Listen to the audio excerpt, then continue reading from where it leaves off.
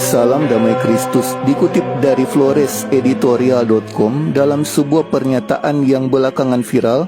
Pendeta Mel Atok, pendeta gereja Amazing Grace di BTN Kolhua Kupang, menyebutkan bahwa orang Katolik tidak mengutamakan kitab suci di dalam sejarah perjalanan iman, namun lebih mengutamakan tradisi dan ajaran magisterium.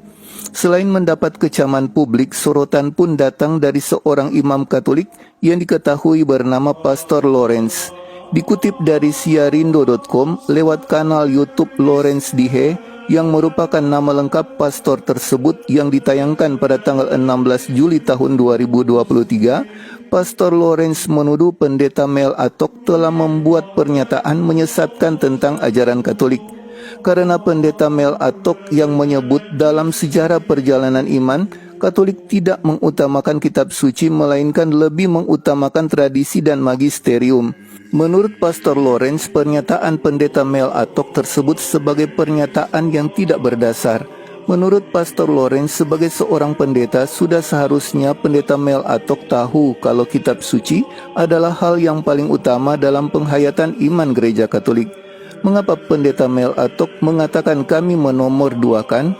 Pastor Lawrence menjelaskan dalam gereja Katolik ada 3 sumber ajaran iman, yaitu kitab suci, tradisi, dan magisterium gereja. Dan jika dihierarkikan, maka yang paling diutamakan adalah kitab suci. Menurut Pastor Lawrence, pendeta Mel Atok begitu gampangan menyebutkan bahwa orang Katolik tidak mengutamakan kitab suci. Dari mana dia dapat ajaran seperti itu? Memang jika kita melihat pengajaran pendeta Mel Atok di kanal YouTube-nya, kita akan melihat kalau ajarannya dengan jelas menyatakan berseberangan dengan berbagai agama, dan karena ladang pelayanannya di Kupang Flores yang mayoritas Katolik, maka dia terlihat banyak menentang iman Katolik. Tapi bukan hanya gereja Katolik, tapi Kristen yang lain pun ditantang olehnya. Jadi dia menciptakan kesan kalau kanal YouTube-nya menjadi kanal kontroversi iman kepercayaan. Tentang ajarannya yang katakan Katolik menomorduakan Alkitab, penilaiannya berdasarkan standar dia dan bukan menurut Tuhan. Karena Tuhan tidak mengajarkan sola scriptura. Dan gereja Katolik justru yang sesuai ajaran Tuhan dan sesuai dengan kitab suci. Karena sabda Tuhan dalam kitab suci tidak mengajarkan sola scriptura atau hanya jadikan Alkitab sebagai dasar iman saja. Yesus tidak menitipkan buku untuk jadi dasar iman. Yesus tidak meminta dibuatkan buku sebagai kitab suci. Kitab suci yang dimiliki umat Kristen perdana bukanlah dasar iman mereka saat itu.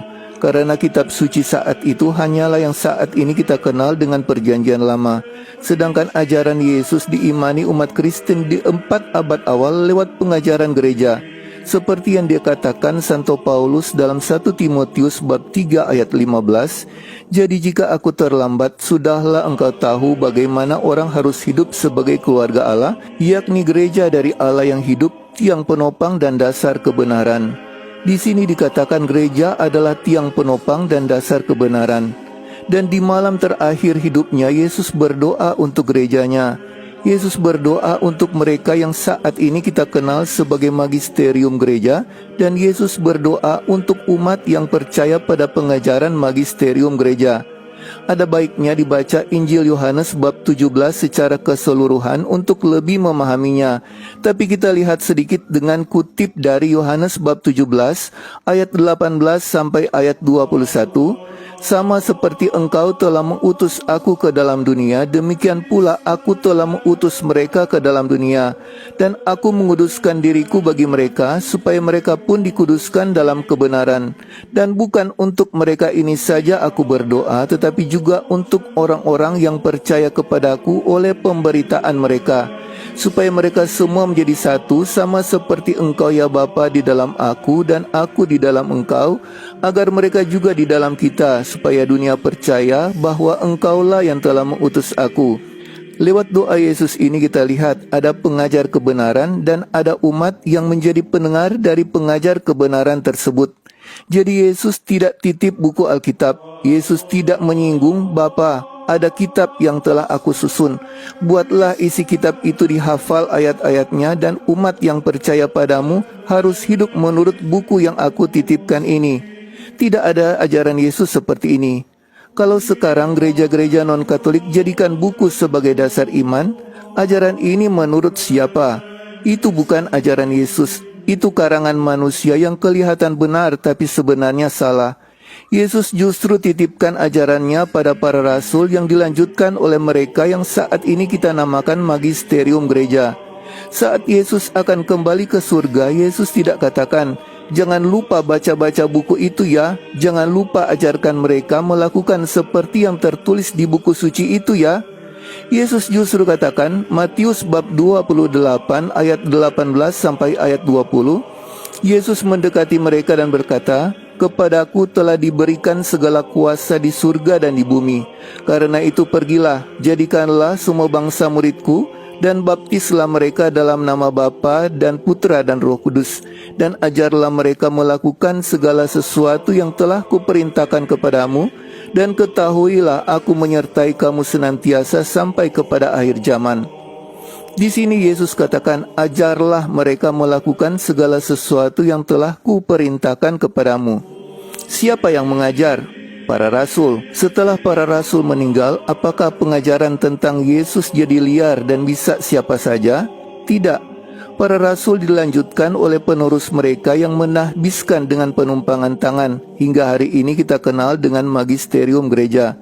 Pada gerejalah ajaran Yesus itu dipelihara dan gerejalah yang mengajar. Jadi sebenarnya ajaran sola scriptura itu buatan siapa? Itu buatan manusia, bukan kehendak Tuhan kita beriman hanya berdasarkan Alkitab saja. Harus diketahui Alkitab yang ada sekarang tidak dikenal oleh umat beriman di 4 abad pertama. Buku ini adalah buatan gereja Katolik, gereja yang dibimbing oleh Roh Kudus untuk membukukan kitab-kitab yang selama 4 abad jadi bacaan yang dibaca dalam ibadat-ibadat. Lewat beberapa konsili diputuskan mana kitab yang akhirnya diakui sebagai sabda Tuhan. Dan ada kitab-kitab yang sebelumnya juga dibacakan dalam ibadat-ibadat, tidak diakui dan tidak masuk dalam kumpulan kitab yang sekarang ini kita kenal sebagai Alkitab. Buku ini tidak langsung dibuat oleh Tuhan, tapi lewat gerejalah Roh Kudus bekerja mengilhami penulis kitab-kitab tersebut, dan lewat mereka di gerejalah Roh Kudus bekerja menetapkan kitab-kitab ini hingga terbentuk jadi Alkitab. Jadi kalau saat ini magisterium gereja tidak diakui, berarti pengajaran mereka yang membentuk Alkitab juga harusnya tidak diakui.